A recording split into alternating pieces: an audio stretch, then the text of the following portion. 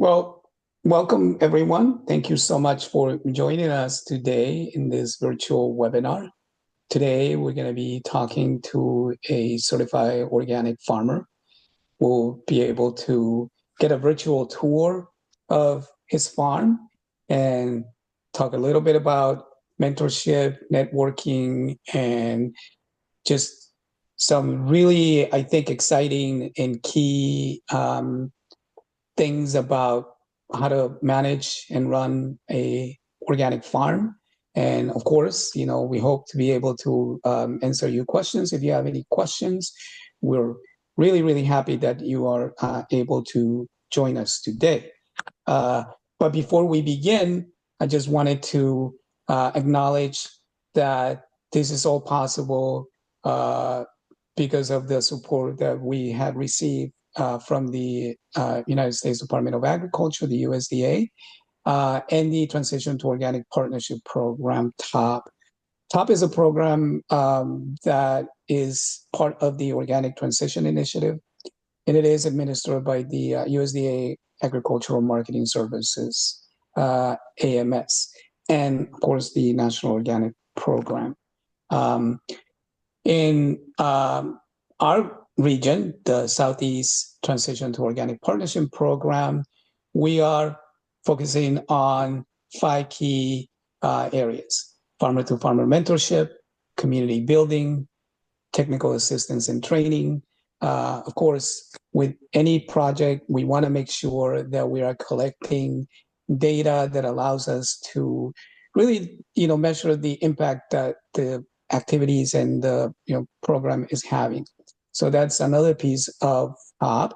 And we're also trying to grow the workforce that is needed to support new farmers becoming organic farmers, and hopefully just continue to grow the organic industry. We're also, encouraging everyone who's joining us today, or for those who are going to be listening to this webinar later, is to check out our web pages and the specifically resources that we have available for you. Please, go to www.foginfo.org/events to find more information about similar webinars and events that we have throughout the year. You can also contact sctop@foginfo.org, and just check us out on our pages to find out many of these resources. And with that, I'm really excited to introduce Nick Batty. Nick and I have probably known each other for a few years. I think it was right around 2002. I was a graduate student at the University of Florida. He was actually also up here in Gainesville. And we both have a connection. We both know a really successful organic farmer who over the years has served as a mentor to myself and Nick. I think that's how Nick kind of got perhaps introduced to organic farming, and worked with her and really was a mentor to both of us. And the USDA recognized this has been happening over the years in many, many locations, and that is why the mentorship program is part of TOPP. We recognize the importance of having good mentors. And with that, I'd like to introduce once again Nick Batty. He is the founder and the owner, manager of Inyoni Organic Farms. Nick, thank you for joining us today. Good. Hello, everybody. Pleasure to be here. Thanks for joining me on the tour of Inyoni Organic Farm. At this point in the season, we are beginning to start farming. We've taken most of the last couple of months off, allowing the cover crop to get established. So right now I'm standing in the cover crop, which is a combination of two legumes. The one you're predominantly seeing here is sun hemp, and the understory one is cowpea. And we put these in about 2 or 3 months ago, and they've got nicely established. Can you all hear me? Can you ask questions at this point? How long have they been growing again? They've been going for about 2 months. And so at this point, we're starting to get the farming process started. So we've started to cut it down. So it ideally you want to cut it down before it gets too woody, or it takes longer and longer to break down. Now, is you said these started about 2 months ago. Yeah. Now it how like how long have you had your farm? Yeah, good. So based on I started this operation in around 2001, and on a very small scale. I started out with about a quarter acre, and then I got up to about 2 acres in about 2002. At that point, I got a tractor and started to kind of utilize a bit more of equipment. And at this point, I'm up to about 7 acres. So we do a variety of farmers markets in Southwest Florida area. We do starting in November. We'll start our farmers markets. So yeah, we're just kind of starting our season. All right. And when you initially launched, what were some of what were some of the things that you can recommend for a new farmer, to include like mentorship? What are some important things that would that you would give as advice for a new farmer? I mean, I think if you have an area where you're going to farm, it's good to just start talking to people in the area, and start talking to local farmers and seeing what opportunities are available, and trying to kind of gain knowledge from the people that have been there for a long time already. Already. I'm going to hold off on my questions just in case anybody else has any. I was just curious, how do you terminate your cover crop? Do you irrigate it at all? And what is your tillage practices like? So, ideally, we do not irrigate the cover crop at all. We plan our cover crop around the summer rains here, which are fairly reliable once you have been, kind of observed the system over a number of years. So we do not use irrigation. I throw the seed when our summer rains come in, and once the cover crop is established, it it it it's fairly hardy. So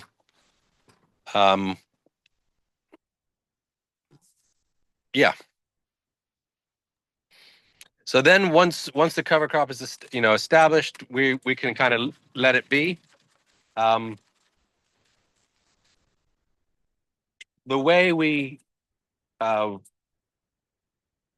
chop down the cover crop is based on tools that I just have available.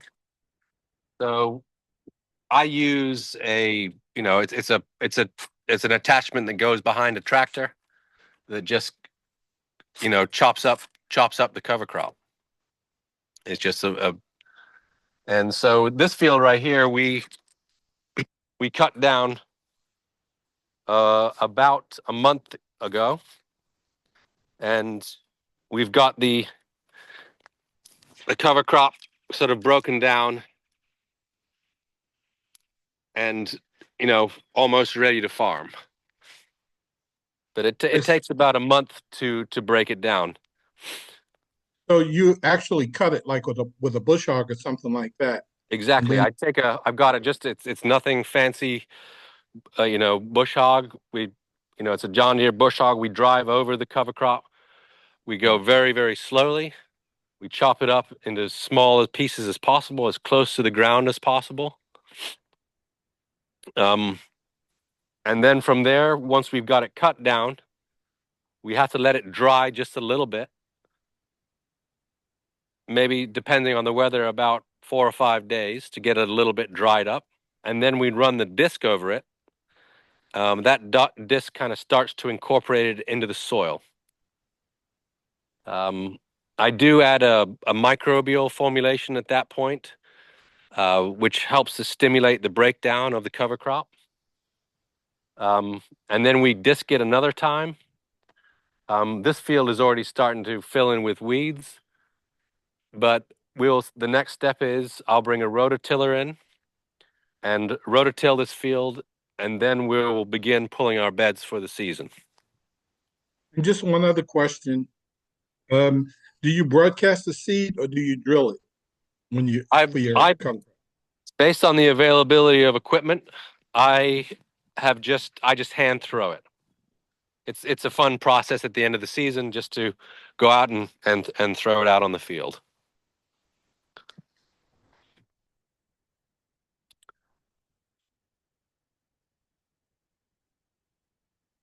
And we use about we're planning pretty high density.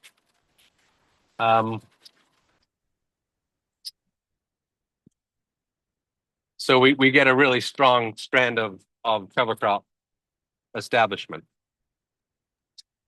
Okay, thank you.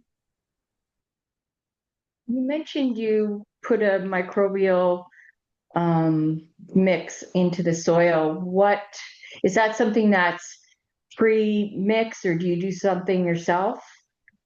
I mean, it's a very available product that's been on the market for a long time. It's called EMs, or efficient microbes. And it just helps to speed up the process of decomposition. Thank you.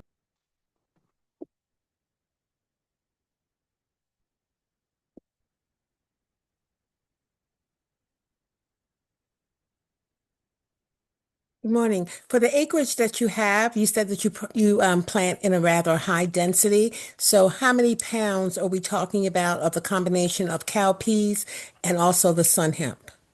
I mean, I think I use about 600 pounds of seed.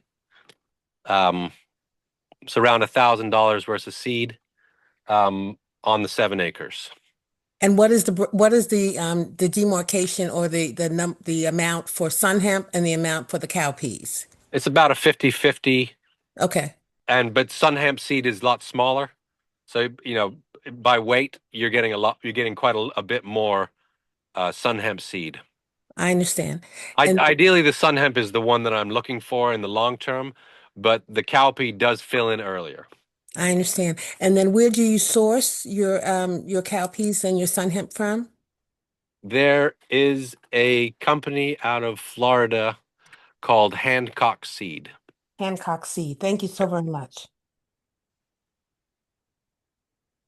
And then how many times do you have to do this? You said that you initiated the process about 2 or 3 months ago, but it sounds like one field is ready, that maybe there was some staggering. Is there a staggering of the planting of the fields? Absolutely. As we're slowly, we've been through summer, and once we see the establishment, there's a lot of conditions that we have to deal with here. One of them is big rain events down here in Southwest Florida. So when we see the ideal situation to get into the field, we will start cutting our cover crop down, Mhm. and you know, the rest of that cover crop we'll start probably tomorrow, getting the rest of it cut down. Okay. And then two more questions. What are you growing? Are you doing brassicas? What will go in the field? And then how long does your growing season go? Will you go into the spring if you're doing brassicas, or I guess it depends on what you're doing. Yeah, I mean, I'm growing, you know, mostly cool season vegetables. Um, you know, we start out with growing, you know, a little bit more heat tolerant stuff: zucchini, cucumber, eggplant. Um, you know, lots of baby greens, and then you know, as it cools off a little bit, we'll go into a little bit cooler stuff: cooler greens, Swiss chard, uh, things of that type. Okay. And your growing season extends to when? Does it extend to January, February? I know, you're in No, Florida. our season here runs. You know, I'd say you know, the bulk of my season when we start our markets here runs from about November until about the end of April. Oh, wonderful. Thank you so very much. Very, very helpful. Thank you. I And then, just have one more question. Your seed for your cover crop, are those organic seeds? Uh, they are not. I don't believe they are certified organic seeds, but we request that they are untreated. So we get untreated seed. I don't know of the availability of organic seed on that level. Thank you. Thank you very much.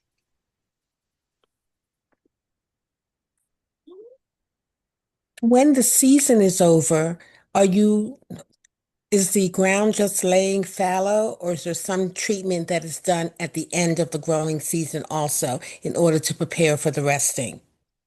Well, I mean, to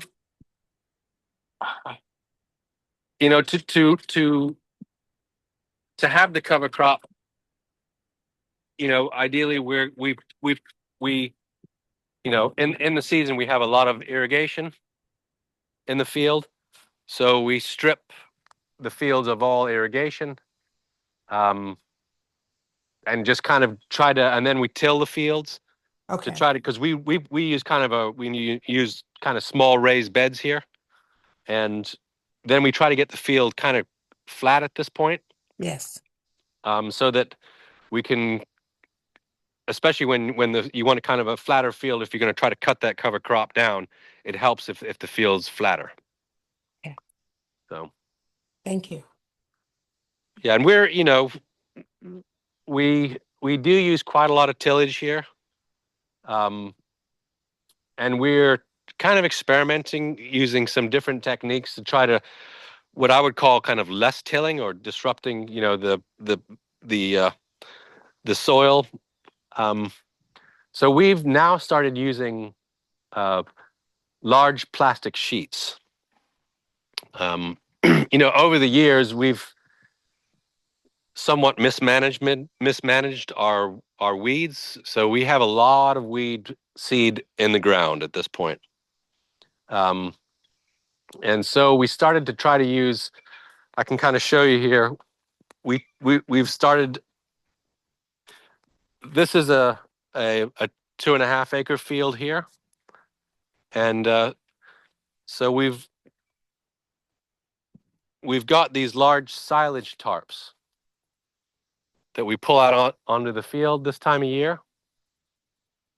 And the potential is there for you to get some solarization from it, ideally killing off sort of some of the weeds.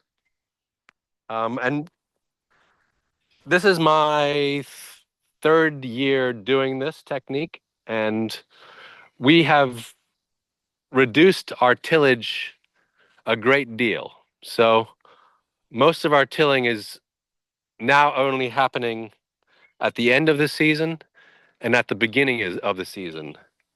Once we come in and make the beds, we can get away with a lot less tilling, as little as possible. So at this point, we will, underneath this plastic right here, our beds have already been established. We've already come in, put irrigation down, we've put some fertilizer down, and then we've covered it back up.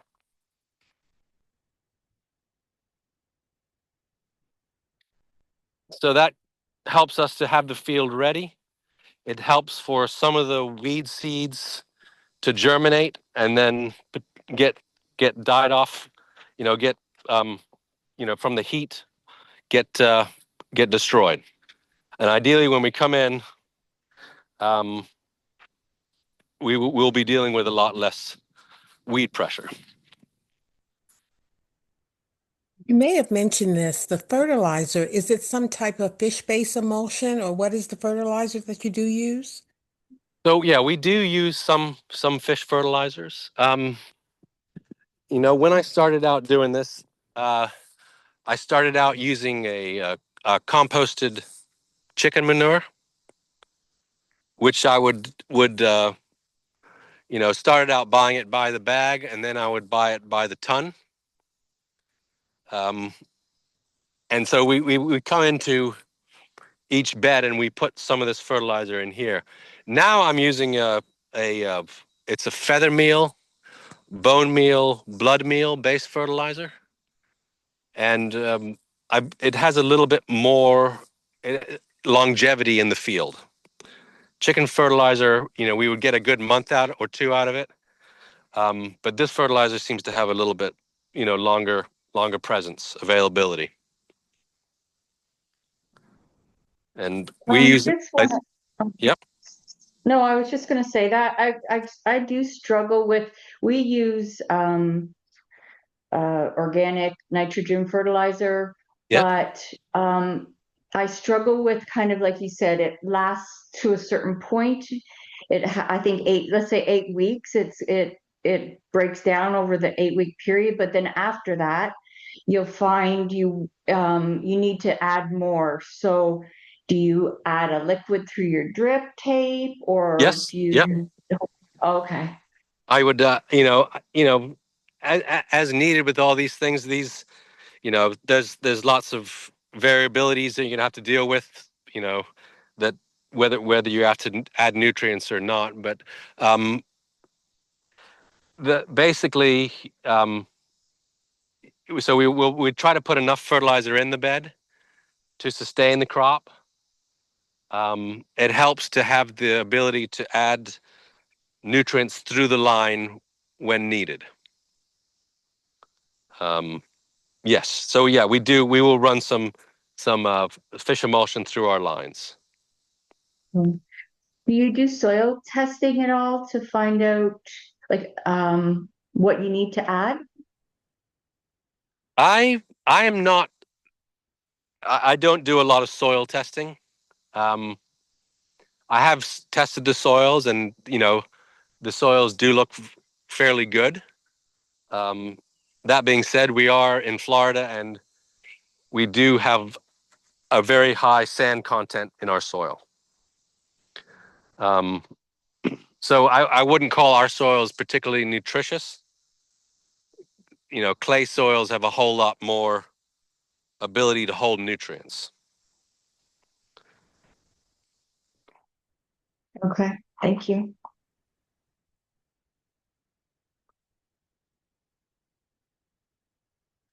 So this is the field here where we use a very common, it's a very widely used cropping system. We pull raised beds. We pull a 36-inch raised bed here.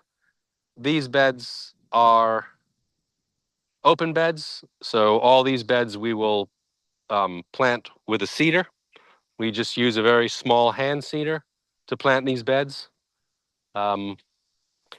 Here we pull plastic with the same bedder, and plastic. This plastic will stay on. We'll utilize this plastic through the whole season. So, and ideally, we'll get 3 crops out of this plastic. So we will, once this crop here, we're starting with a few cucumber and zucchini here. Once this crop is finished in about 4 weeks, we will actually pull the plastic off, add a little bit more fertilizer to the bed, put the plastic back on, and plant another crop in here. Here, ideally we're planting a cucurbit here. This is a pickling cucumber. Here we're planting zucchini. Ideally next time we will do, we'll rotate what kind of crop here. We'll probably plant a brassica here or lettuce later in the season. The netting that you have on there, is that bug protection? It looks like you're not even putting hoops, so it's light enough that it doesn't squash the plants. That was there last year. We got a lot of deer pressure, and we had these nettings. We had a large hurricane here about 10 years ago, and all this netting came off of a big nursery that we had over there. So I had it stored in the woods, and I thought maybe that would help dissuade the deer. And it's the physical barrier has been our best way to keep the deer off the crop. So that's basically what we have it there for. Oh, okay. It does, I think, it does potentially give it a bit more shade. It's about a 30% shade for the fabric. But the main reason we have it there is to keep the deer out. I'm just curious, is that insect netting or is that shade cloth? It's shade cloth. I was going to ask, what insect problems do you run into being in the area that you're in? I mean, so, we have all kinds of insect problems. Every year is quite different. Usually early in the season, we have white flies. We have caterpillar. But those, and then we have aphids that are here.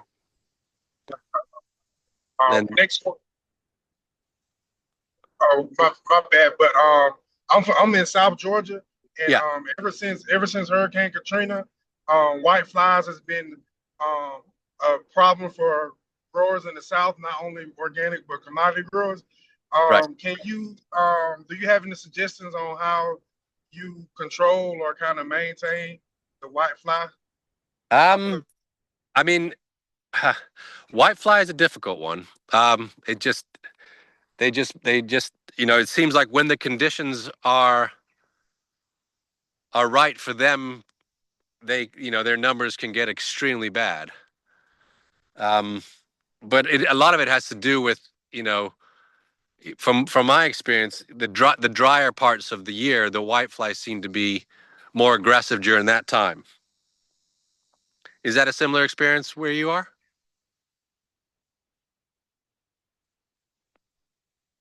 Yes, it is. Like I said, I grow organic peanuts, and during peanut season, that's a number one problem. I can't say a problem because it hasn't shown no effects to the crop yet. Does it affect the peanut crop? It does not. It does not. But I just wanted to know: was it an insect that can be soil like you know how you like with peanuts you have burrow bugs, which can live up under soil. So I didn't know if that was an insect that played a part in some type of microbial effect. I don't know of anything along those lines with whitefly. No. For us it's a vector for viruses. It carries tomato viruses. It carries a virus that affects our zucchini. Yeah. I mean, you know, it's not difficult to, if you sprayed it with an organic spray, you could definitely get some control of it. But when I've seen the weather conditions right for it, the whitefly just dominate. So it's you know, a lot of people I've seen here actually cover their crops with an insect netting to help, you know, mitigate the problems that are associated with whitefly.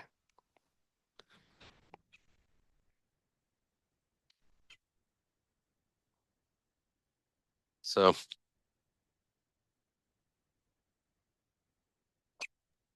Do you ever get to a point where you say to yourself, okay, the damage is too great on this particular crop and just till it in?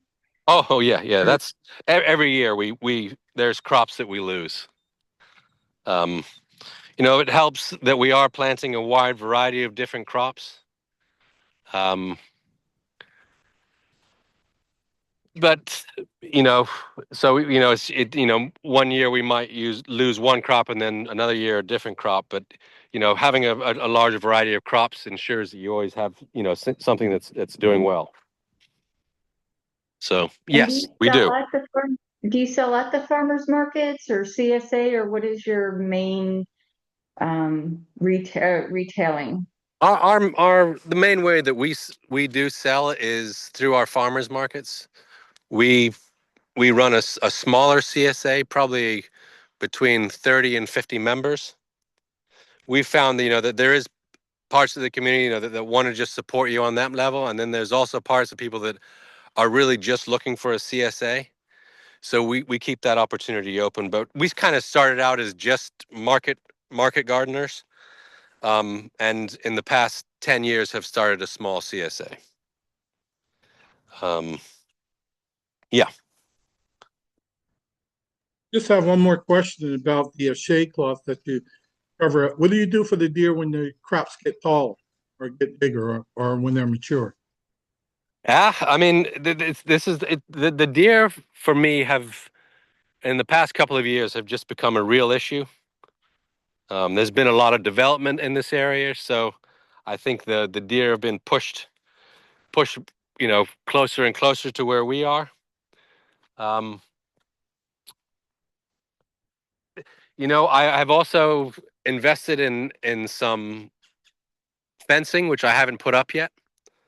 I bought some deer fencing.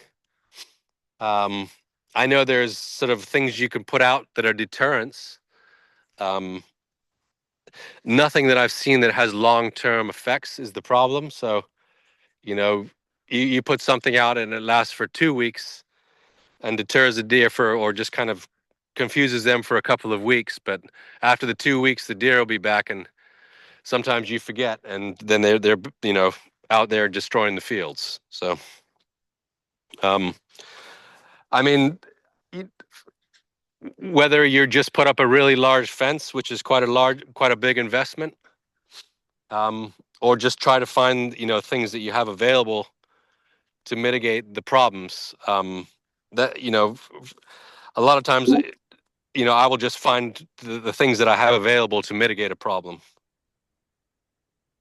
Have you ever Oh, go ahead.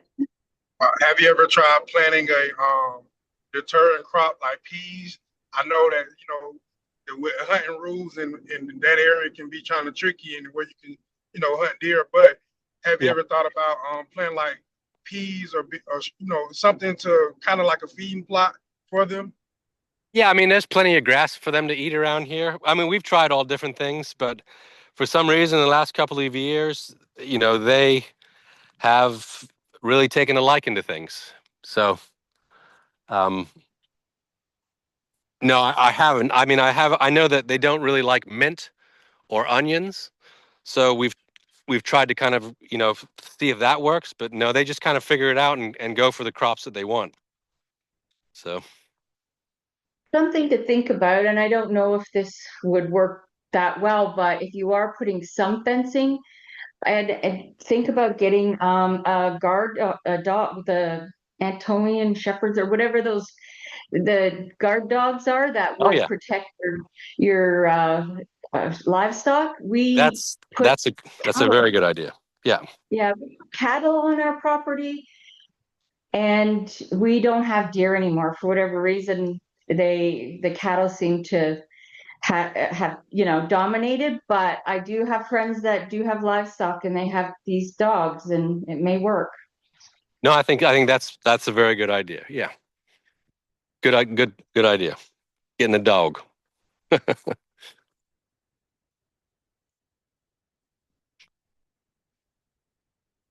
All right. So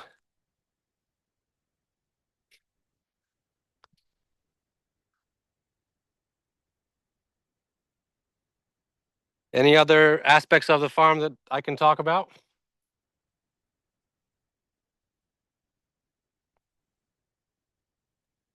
How many employees do you have? Because you have a lot of, I would imagine there's still weeding that needs to get done, and you have a lot of acreage. How do you make that work? Yeah. I mean, that is we do have employees. We utilize, all kinds of people here in the season. Um, we have volunteers, we have woofers that we host. Um, we do a kind of a we work with we've worked put our name out through ATRA, and gotten some really good people to come and help us through the seasons. We get people are just starting to trickle in this week. We've got a couple that have come in, that are going to work with us through the season. And we run. It starts out this time of year where it's just me and somebody else, and then by November, December, we could be up to uh, 5 or 6 people. And so my progression in this, I started out kind of, I had a lot more energy. I was much younger. I would work sort of very extremely long hours. At this point, I'm kind of moving into um, learning how to manage labor, trying to find managers to do the jobs, and I'm in the process of doing that. So what we do here is we run a relatively large crew for our small farm. Um, so we have between on a daily basis and full season we have between 5-7 people picking and processing. But what we don't do is we don't work really long hours. We usually work not quite an 8-hour day. That being said, it is a long season. The main part of the season runs from November through April. So what I've kind of learned is not to run the crew too hard, um, and run a bigger crew and get the job done so we don't wear people out. So do you have like a pack house, or do you like how do you store the crops between the markets? Yeah, I mean, we have kind of, we started out when we started this operation, it was I didn't have any coolers or available, so we started out just really trying to pick and get stuff to the market within a very short amount of time. At this point, we would pick it and have it at the market. We would pick it the day before and have it at the market the next day. Now, at this point, we have coolers available, so we have a little bit more ability to cool things. But still, we've really tried to keep um, uh, the fact that we're harvesting a very um, um, perishable crop. So we really try to concentrate on keeping our crop is extremely fresh. So we pick the day before our markets for all our markets, and tend not to hold a lot of our crop for an extended period of time. But we do have a wash shed. Right now, at this part of the year, it's a storage area for our tractors and our vehicles. But in the next month, we'll open that up. We have we use a triple wash system. So we bring everything that we bring out of the field is triple washed, boxed, and then put into our cooler, and then either delivered that day or the next day to our customers. That's our routine on that level. I'm curious. I have a question about kind of your marketing strategy. You had said that you go to farmers markets and that you also run a smaller CSA. Yes. Do you market online? Do you market through a website? Do you kind of rely on the marketing of the farmers markets that you already attend? Is that where you've met folks that ask you for more and want to join your CSA? How has that conversion happened? And do the folks pick up their CSA shares at the market? Do they come to the farm? How do you manage that as well? I mean, so, we've been doing this here, here for about 25 years. So over the years, we kind of have established, a clientele over the years. So we just have an established clientele, and mostly it's word of mouth. I'm not from a marketing background, and so my marketing is basically from people in the area that spread the word. But we do Facebook. We have a website where we try to collect names every year, and keep a list of our customers that we reach out to, and that would be mostly our marketing. Okay, and just one follow-up question: do you work with any restaurants or any kind of not wholesale, but any larger accounts, or is it really just direct to consumer? I mean, it's mostly direct to consumer, but we do work with a handful of restaurants. Yeah. Just within this area. We don't. I mean, the furthest we go from our area is probably an hour's drive. That's as far as we go. And those relationships have mainly also come word of mouth or through folks, maybe chefs or whomever, meeting you at the farmers markets. Yeah, it has been. I haven't made a large effort to market. Mm-hmm. I'm fairly happy where I am at this point. So I haven't pushed into marketing that much. Okay. But yeah, I mean, I think there's lots of potential for growth. But I feel good about where I am at this situation, at this point. And do you just go to one market? Do you go to a couple markets? How does that work for you? Well, we do 5 farmers markets starting in November. So we will do 2 farmers markets on Wednesday and 2 farmers markets on Saturday. Okay, so you have at least two different setups to be able to have presence at 2 different markets on the same day. Yes. Okay. Do you grow any storage crops? No, I don't. I mean, I've done a little bit of tropical pumpkins, and that's it. In our area, we have a very it's less and less so, but we have a lot of our main season, growing season, the conditions are best kind of in the winter, and our markets get a whole lot busier that time of year as well. So we've kind of stuck to that rhythm of it. But no, I don't do a lot of storage crops. I haven't done much of that. We've done a little bit with Seminole pumpkin, butternut squash, and tropical Chinese pumpkin that have worked pretty good on that level. Okay, no beets or garlic or onions, No, anything like that. no. I mean, you might have it similar. We're kind of a subtropical climate here. So storage crops are a little bit difficult to store here unless you have a controlled environment.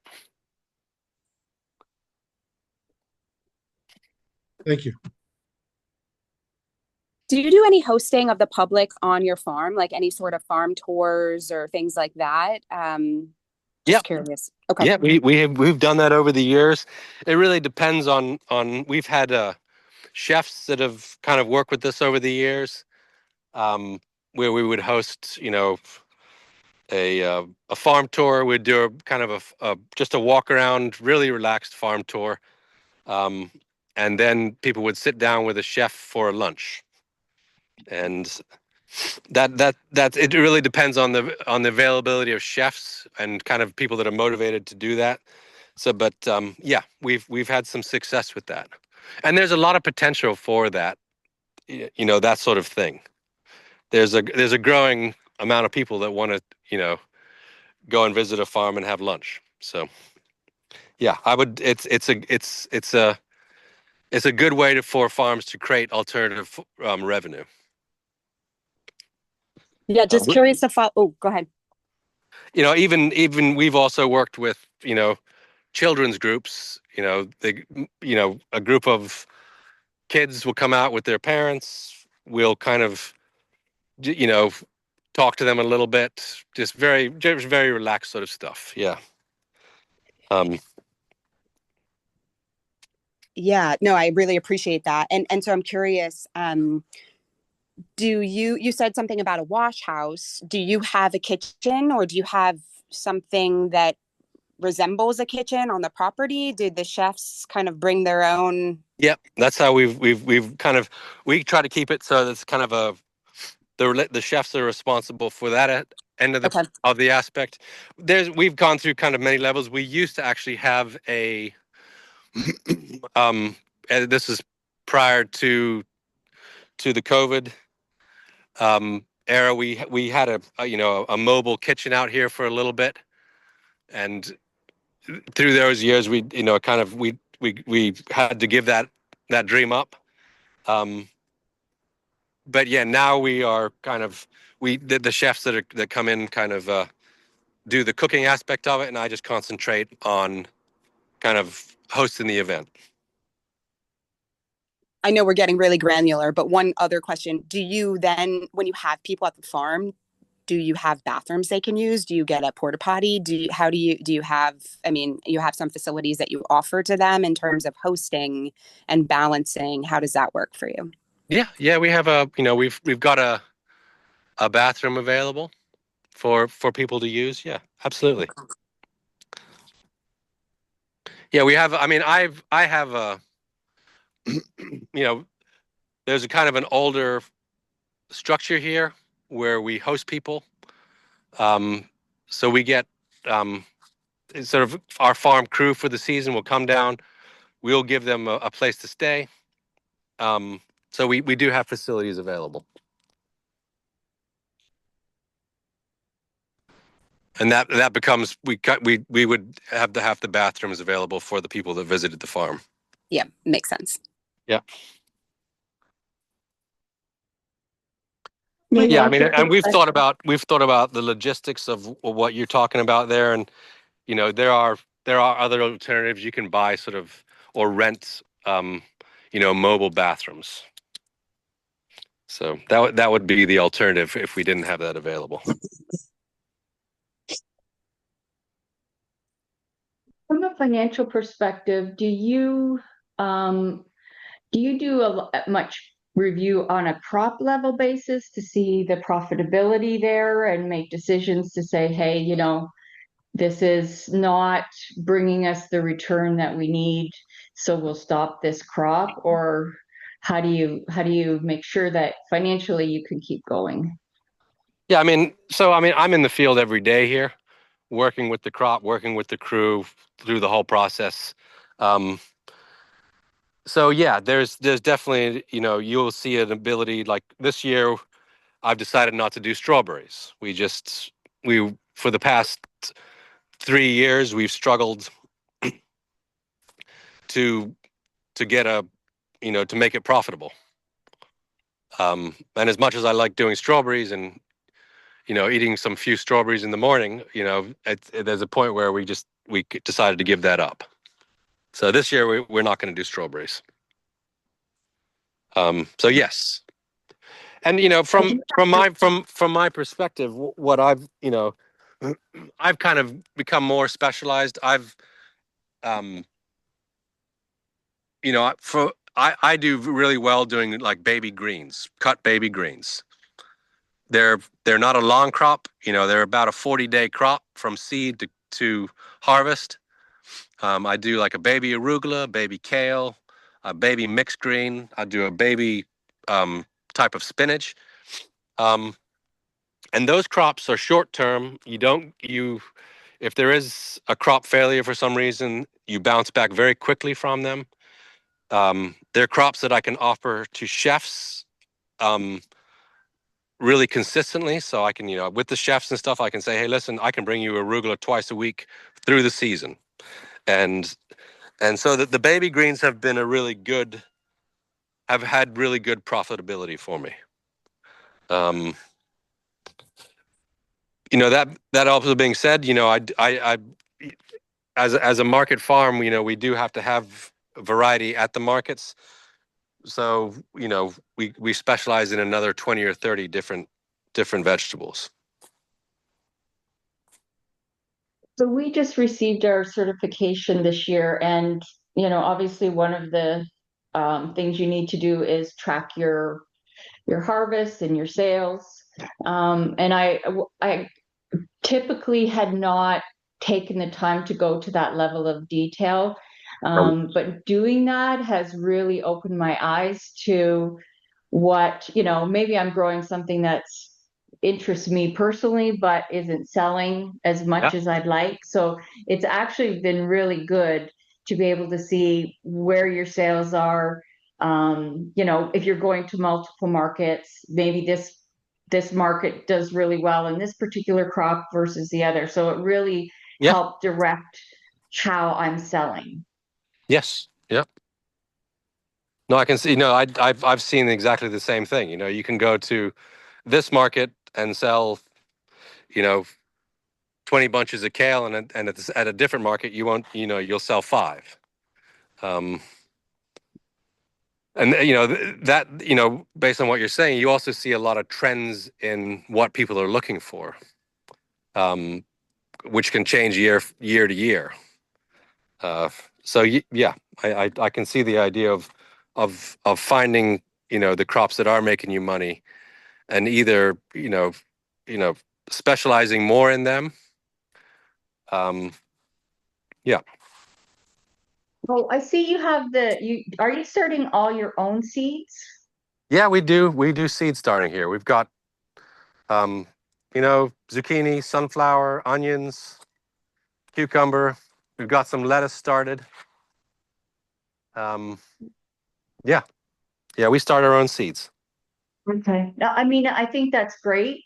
And I always found transitioning, especially in the South, from the summer to the fall crop it was more difficult to start the lettuce and get it going. And there used to be a company called Banner Greenhouses that they did organic and you could buy from them, but they were bought out by forget who. And I think they've switched their profile, so they're not growing to sell starts anymore.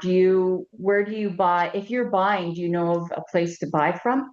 Yeah, I mean, in our area, inland from where I am, there's a lot of farms out there, a lot of bigger farms, and so I think there's a handful of companies that specialize in transplants. And those guys do a very good job with what they do. I have not, I've worked with them. I'm not. I haven't worked with them and for what I'm doing here. So yeah, but yeah, I see the idea of what they do a very good job with what they're doing out there, and takes the pressure off you to perform, especially when the climate is not right. Yeah. Okay. Thank you. So as we have gotten to the hour mark, Nick, we just want to thank you so much for, everything that you've shared with us. There's been some, excellent, just really great tips and answers to the many, many questions. So thank you to you and obviously everyone who joined us today.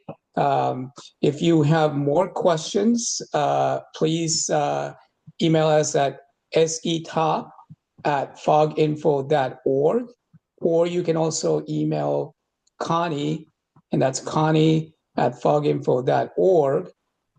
If you have any questions about, upcoming events, if Nick is actually also a mentor in our mentorship program. And so if you have questions about the mentorship program or anything else that you would like to know, please, don't hesitate to email us. We look forward to seeing you at our next virtual event or our live events if you feel like you can attend them. Thank you so much for being here with us today. Thank you, Nick. It's nice to see pleasure. you. Yeah, thank you very much, everybody. Thanks for joining me. Yeah.